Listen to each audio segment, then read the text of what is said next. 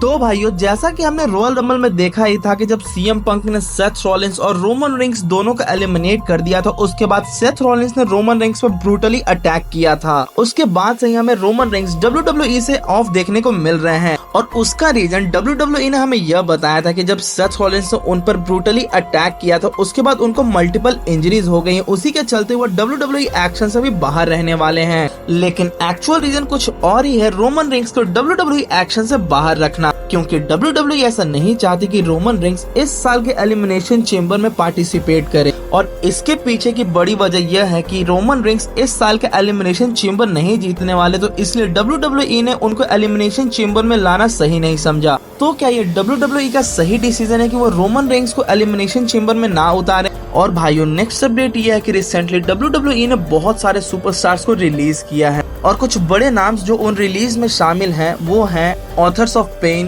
Paul Erling, Sonia Deville, Blair Davenport, Cedric Alexander, Elsa Dawn, Good Brothers और Giovanni Vinci. तो भाई, triple H के era में भी सुपरस्टार का रिलीज होना तो जारी लगा हुआ है और इन सब में मुझे सबसे ज्यादा शॉकिंग नाम सोनिया डेविल का लगा है, क्योंकि देखो ना, पिछले कुछ एपिसोड से वो तो रॉ में और स्मैकडाउन में दोनों में ही कम्पीट कर रही थी। तभी तो कहते हैं ना भाई, हम फ्यूचर को प्रेडिक्ट नहीं कर सकते कि आगे चलकर क्या कुछ होने वाला है। और भाइयों, बॉबी फिश ने एक इंटरव्यू दिया है और उसमें उन्होंने कहा है कि जे उसो इस जनरेशन के जॉन सीना है। तो क्या आप उनकी बात पे अग्री करते हैं? मुझे तो ये बात सुन के बहुत ज्यादा हंसी आई थी। और क्या हो अगर मैं आपको बताऊं कि यह जॉन सीना का 8वां एलिमिनेशन चेंबर अपीयरेंस होने वाला है। और रिसेंटली एक इंटरव्यू में पेंटा ने अपने ड्रीम मैचेस के बारे में बताया है कि वो किन किन सुपरस्टार्स के साथ WWE में फेस करना चाहते हैं और उनके ड्रीम अपोनेंट के लिस्ट में नंबर 1 पे जॉन सीना है, उसके बाद सीएम पंक, उसके बाद कोडी रोड्स, उसके बाद Seth Rollins, Roman rings, Jacob फाटू, Bron Breakker और फिन बैलर।